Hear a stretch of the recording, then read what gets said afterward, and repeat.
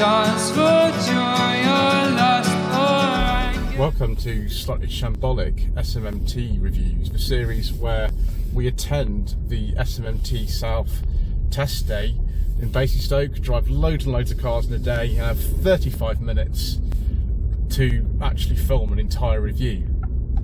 This is a 2023 Alfa Romeo Tonale 1.3 plug-in hybrid Veloce. But is it any good? Should you care? Let's find out, shall we?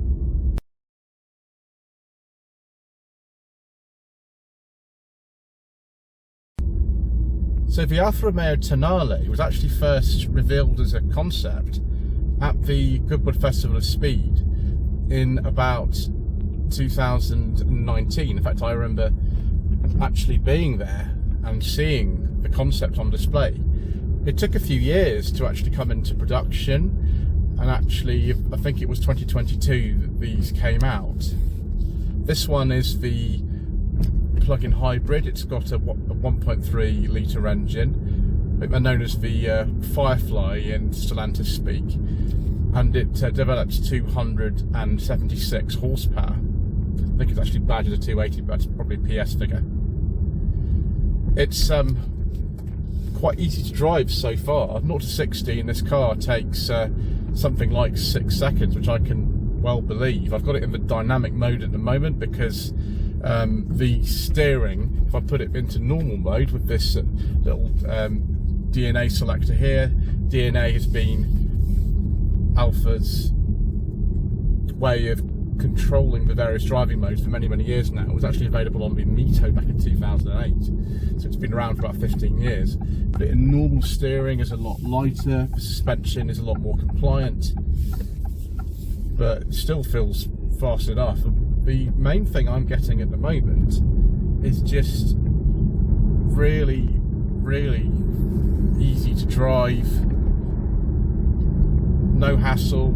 Put it in the e-save mode here, which would save the charge for the plug-in hybrid system if we were going on a motorway, say we want to come into town and drive on electric power alone. There's also a 1.5 mild hybrid turbo engine available if you want to save some money, with 157 horsepower.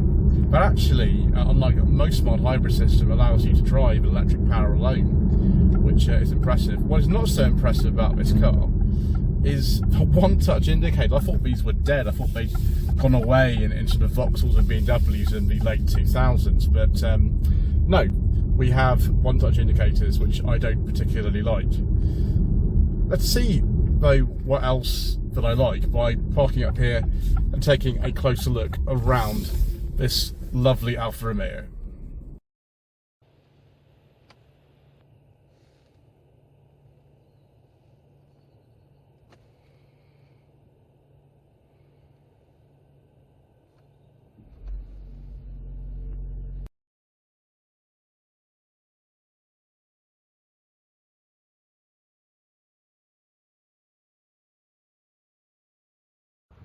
One of the reasons why you might buy a car like this is due to the styling, and this lovely green colour certainly helps.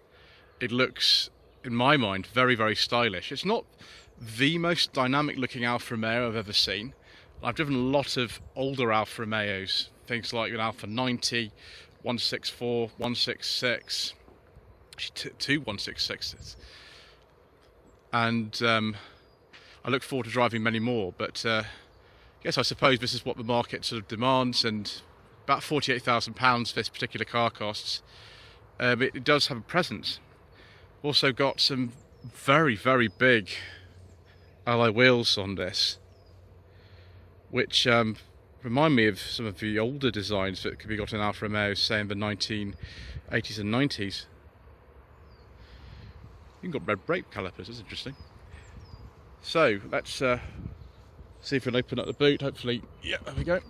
Electric tailgate, I expect that for almost £50,000.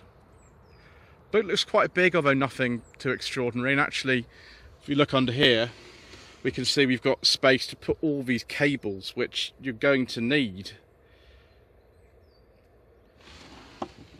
So if you actually were to load this up with whatever it is that you needed, then it's got a nice floor for freeloading as well. We've even got a sort of ski hatch on there, which is great.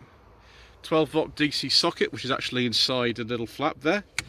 2 boot lights, 2 hooks, tie-down points as well, and a nice big parcel shelf. I like the twin exhausts at the back. They look real enough to me, and very, very tiny little LED tail lamps. Come on, boot closer. There we go. Got to press it a bit more. Reversing camera, of course. Yeah, lovely colour, very stylish from the back.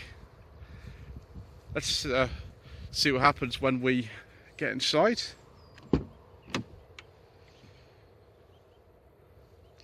Someone's moved that seat all the way back, haven't they? I'm going to have to get on the other side, I think. Strangely enough, I've not adjusted the driver's seat at all. It was just how it came.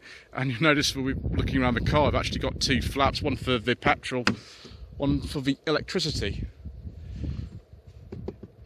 One thing I'm disappointed about is these hard touch door tops. You expected a car like this, you get soft plastic for all the money that you're paying.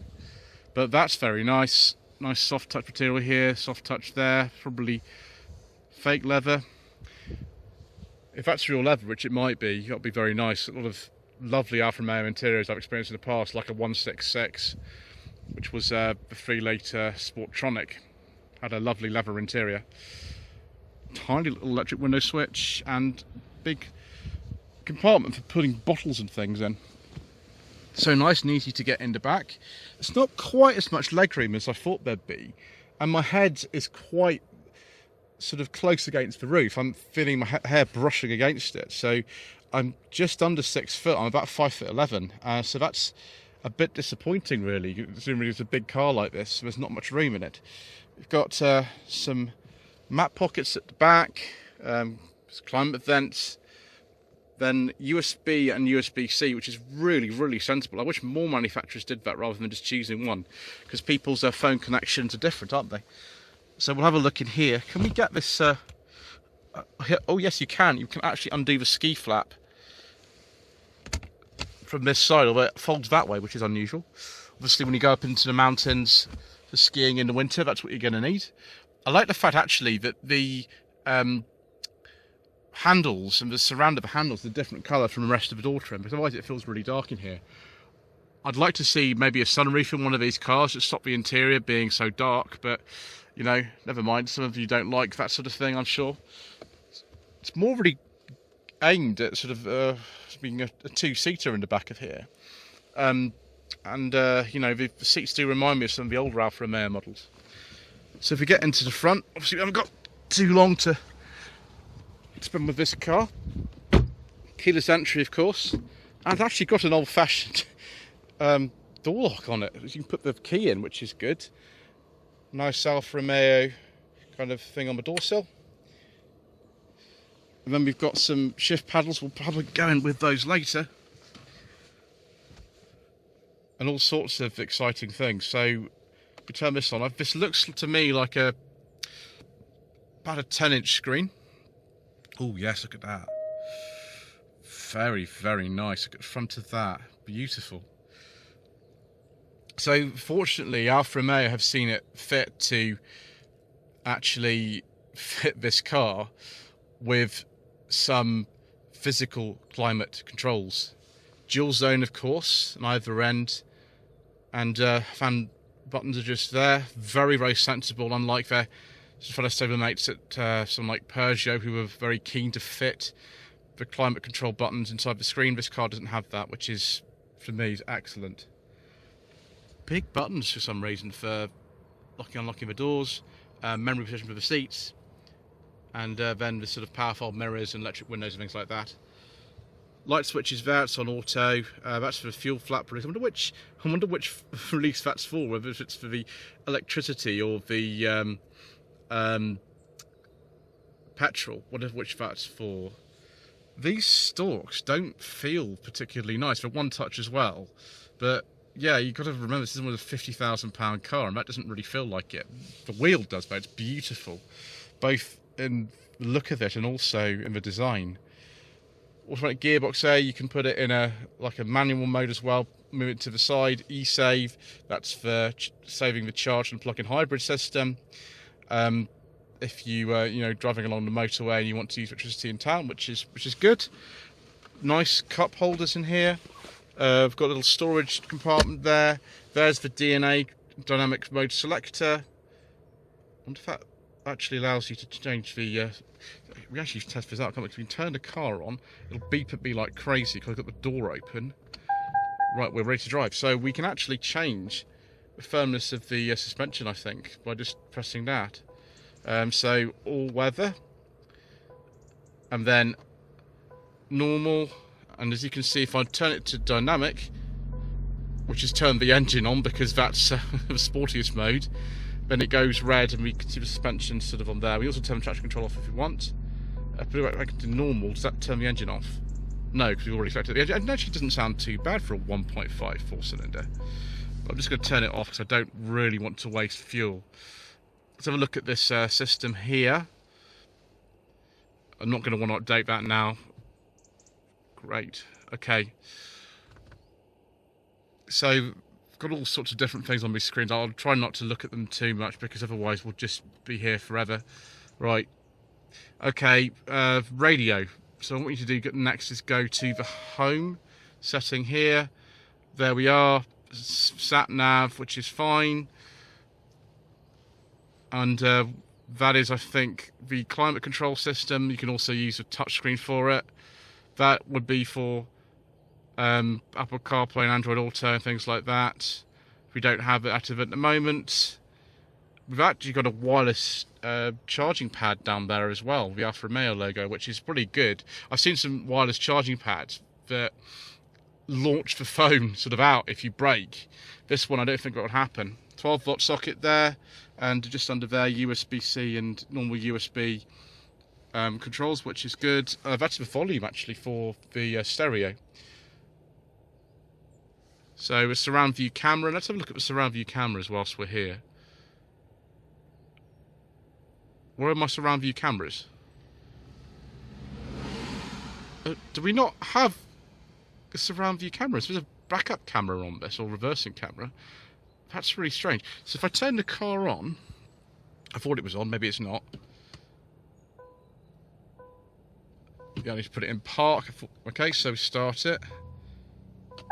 Great. Okay, so if I put it into reverse now, that's really odd. Do I need to show the door? That's really odd. The surround cameras aren't coming on.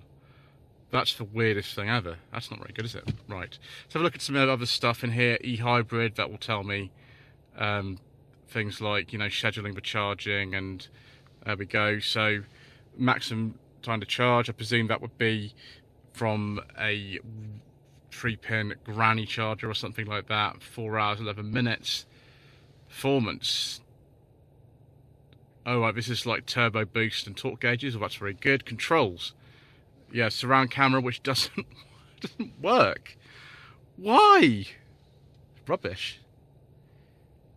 Yeah, so we got that. My car. We've got these sort of kind of climate control settings on the top of there as well, just telling you briefly what they are.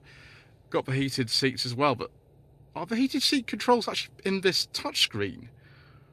That's not very good. Wow. Yeah, I think it looks like they are. That's not great. We get ventilated seats though, so I like ventilated seats. Yeah, they're here. This is where they are. And heated steering wheel. Yeah, I'm not that impressed. Let's have a look at this central one, because we haven't got a lot of time with this car. So the modes for cruise control are here. If we go up and down, that probably will change some of the things in here. Right, do we need to press that? Speedo, okay, I don't really want the speedo. On the second gears, Okay, so I can't seem to change anything on here. Maybe I'm just being an idiot or something, but it seems to be just sort of stuck as it is. So if we go for dynamic selector, does that change? Oh yes, we get a rev counter. Fantastic. It actually doesn't tell you in this mode how much plug-in you have. If you go into normal mode, it gives you, says there's 21 miles of electric range and 261 miles of fuel. All weather is sort of similar. Yeah, that's really strange. I want all the information in front of me and it's not here. I've still got the things like the lane keeping assist on here. You can turn that on and off. That would be adaptive cruise control on there. That would be for the Bluetooth, things like that. And the paddles. Right, I think that's enough of playing with this stuff. Let's turn it off and take a look at the engine. Oh, that's nice. So 1.3 litre engine here, Firefly engine, which when combined with the electric motor generates 276 horsepower. So we've got two coolant reservoirs, of course, one for the battery, one for the engine. Very, very complicated here. I wouldn't want to touch this really. Not really DIY mechanic job to have a look under here. Same platform actually for Jeep Compass, and you can get the Compass with this plug-in hybrid system as well. But the thing about the Compass, it doesn't look like this. I mean, this is pretty special. Beautiful car.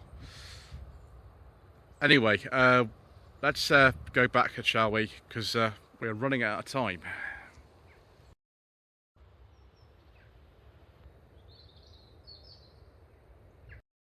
Lloyd Vehicle Consulting stickers, t-shirts and mugs are available by clicking the link to the Google form in the video description below. So with our Harman Kardon sound system and our plug-in hybrid powertrain, just in normal at the moment, let's go for another little spin in this Alfa Romeo Tonale. Even in normal it feels really, really quick. Let's have a go with these paddles and see what happens. So let's shift up a gear, down a gear, and actually you can actually use this still in the normal mode rather than the dynamic only mode. But let's go for some firmer suspension. Let's put this into dynamic, which is giving me sort of red background lighting on the screen and everything like that. And ooh, if we use the pedals, it feels sort of the paddles here. It really is the right experience for something like this. Okay, here we go.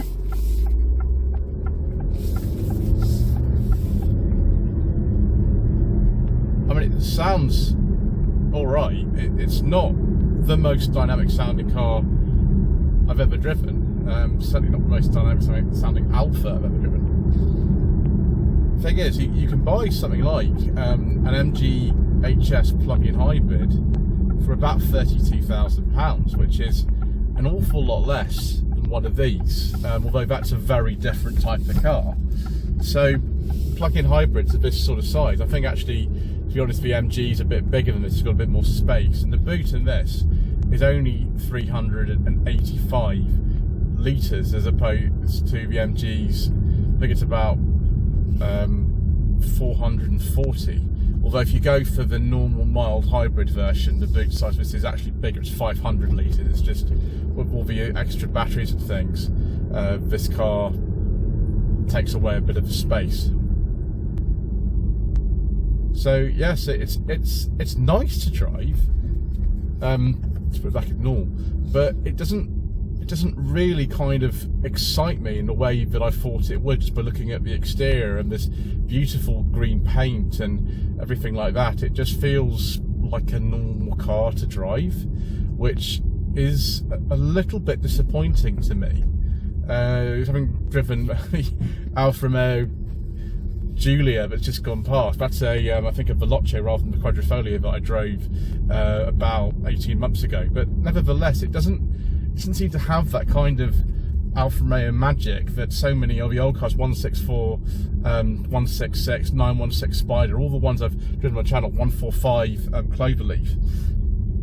But it is a very nice car, and if you're just about the sort of the looks and you want this extra efficiency, which comes with the plug-in hybrid powertrain, I think you can get over 100 miles per gallon if you actually charge it. A lot of people don't charge a plug-in hybrid, so they don't get as much.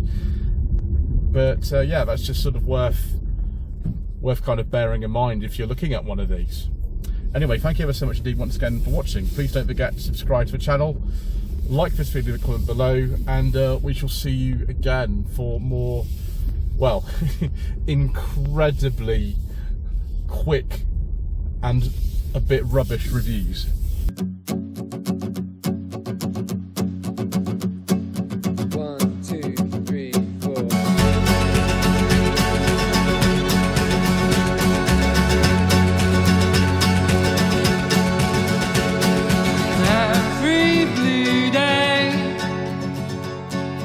Every day